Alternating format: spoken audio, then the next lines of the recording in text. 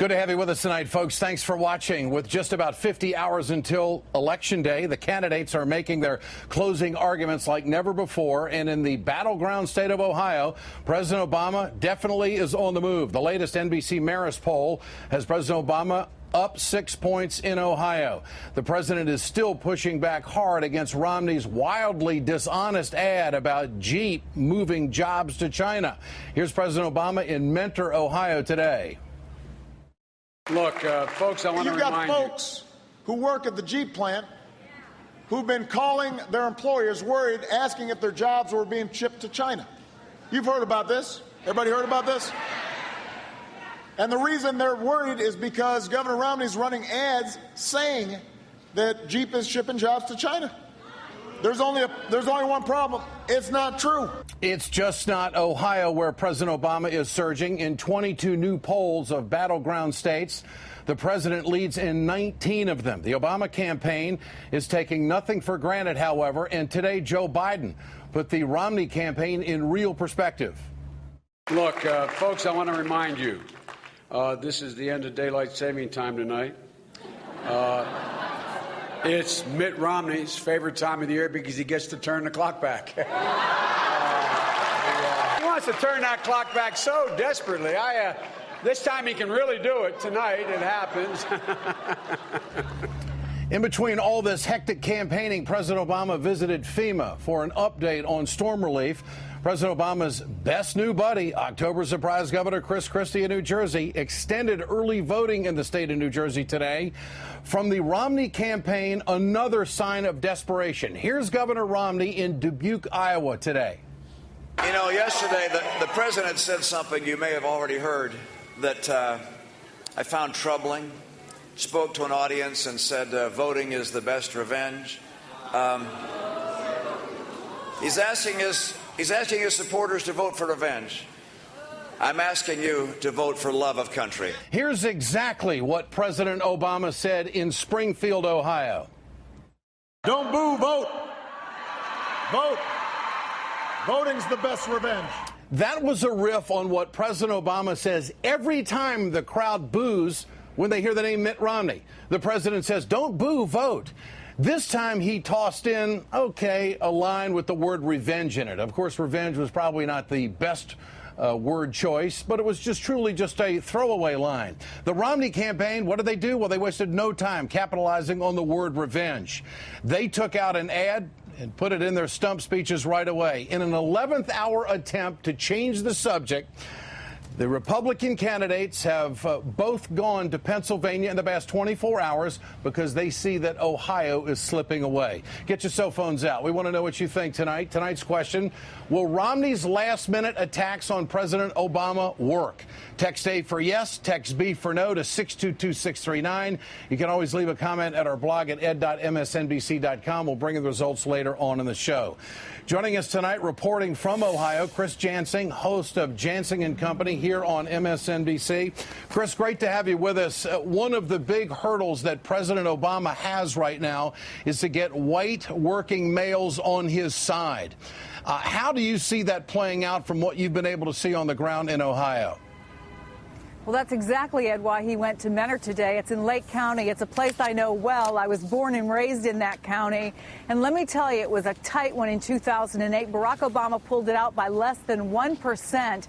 But it's a county that's 95% white. And it's a place where Barack Obama believes that his economic message will resonate. He was hitting it hard in his speech today. He was energized. The crowd was cheering. But make no mistake, the message that resonates here in Ohio, and particularly in the 82 out of 88 counties that have businesses that are related to the auto industry, is the controversy that's gone on over that widely discredited ad put out by the Romney campaign. And if you talk to people on the ground, one of the things that they'll tell you is that they think that there has been a backlash against that ad, that the voters here know exactly what's going on in the auto industry. 1 out of every 8 jobs, as you've said many times, is tied to the auto industry, and they say that they're not being fooled by it. I also talked to several members inside the Obama campaign. They also believe that actually that ad has worked very strongly in their favor, Ed. So this entire narrative that the Romney campaign has come up with, the candidate trying to reinvent himself on the automobile industry, would you go so far as to say you have a gut feeling that this has backfired on Romney in Ohio? Well, look, I know the people who live in that region where the president was today. I know my family, they all are working class. My father was working class. He worked in a factory nearby. And I think that they're looking for a level of respect, that they know what the truth is. And I think that's why the president was hitting this so hard. Look, he has not done well, as you know, with white working class voters. It's been hard for him to hit 40% nationwide. But in Ohio, that number in the most recent poll that I've seen is closer to 5%. So they know that their message is working in their favor.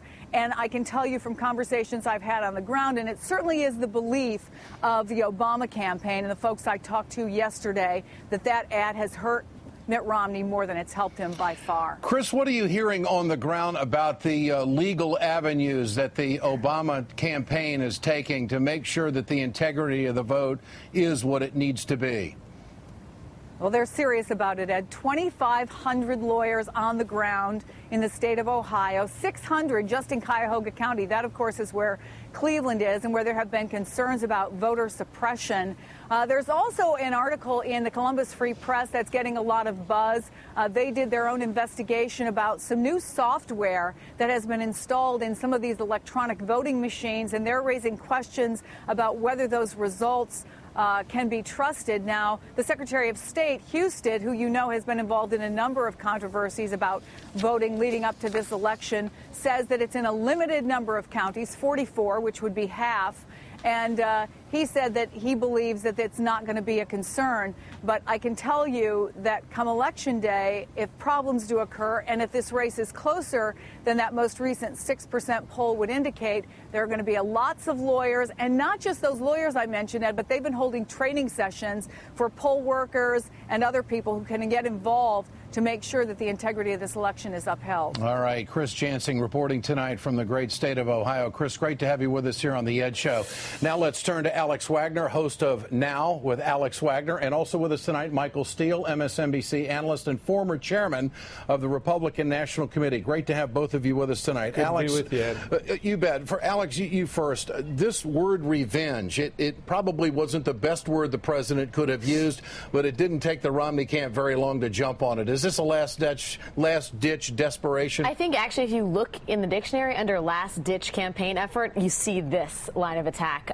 The president has had a number of sort of throwaway lines that the Romney camp has sought to make hay of. You didn't build that being probably the prime example. At this late stage in the game, I think what it really does, and much to Chris's point about the Jeep ad, is it shows a sign of desperation. I mean, this is totally taken out of context. And as you said, this is something the president says all the time. The spirit of it is go out to the polls.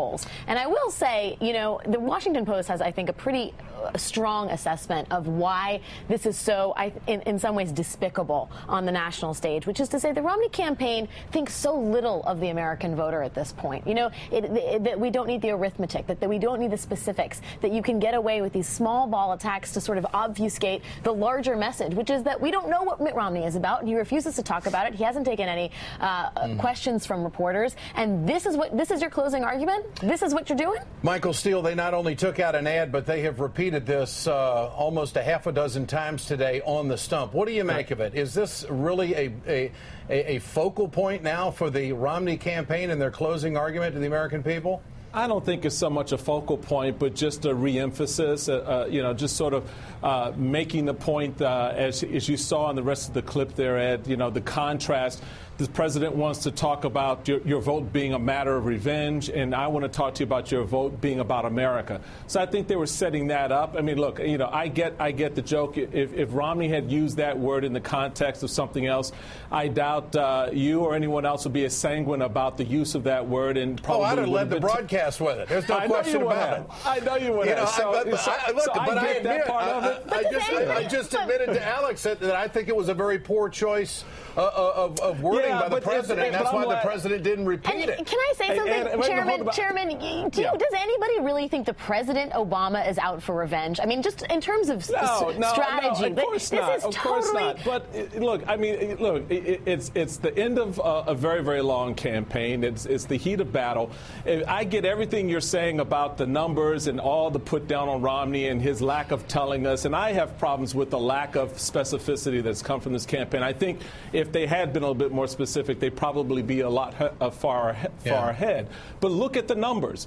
If all that you're saying is so true and America is so put off by Romney, then why is this presidency on the brink of collapse on next Tuesday? Why is this race so tight? No, Michael, honestly, you think that President Obama's campaign and presidency is on the brink of collapse? I'm just saying. I'm saying, look at the numbers. If this is the president's not running away with this election, Ed. No, he's not running away with it. But a tight election you can cherry pick your way to find where he's leading by 2 or 3 points. But a tight election was predicted all along and stated all along by both camps.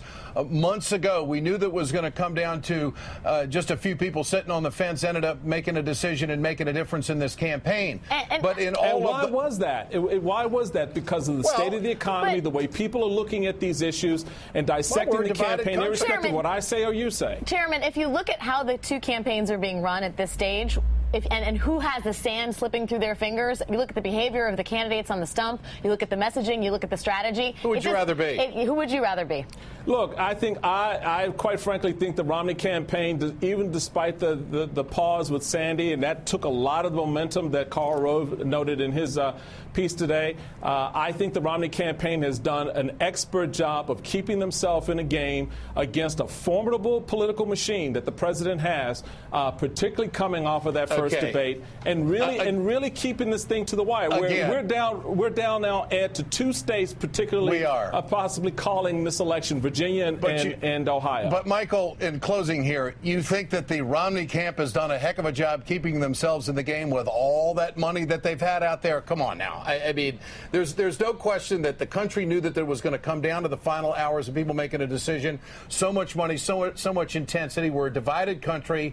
I just think that when you look at Ohio, what is dogging Mitt Romney right now is the way he has handled this automobile industry. Alex, your thought on that? No question about that. I am totally on your page on that front. I thought that was a little ham-handed and really put the campaign in an awkward position to have to then wrap around and try to clean it up. Alex, is the automobile the Waterloo for Mitt Romney? Absolutely, 110%. The fact that they did not see this coming is shocking. I go back to, every campaign comes back to the candidate. The fact that Mitt Romney did what he did, wrote that op-ed, never mind the editorial board that put the headline on it. He wrote that op-ed and then ran for president and did not think he was going to have to do any triage on that is a sign of a very flawed candidate or someone who totally underestimates the American worker. All right. Alex, hey, Ed, yes, Michael. Real quick, when you're calling him President-elect Romney on Wednesday, we can talk about that ad again. Call me. I would call you. I tell you what, I might have to take a few months off. I know you. Come to my place, baby. You're buying the pizza, Chairman. Right. Michael Steele, Alex Wagner, great to have you with us tonight. Thanks so much. Remember to answer tonight's question there at the bottom of the screen. No, I'm not taking any time off. You know me better than that. Share your thoughts with us on Twitter at Ed Show and on Facebook. We always want to know what you think. Coming up, 3 days until the election.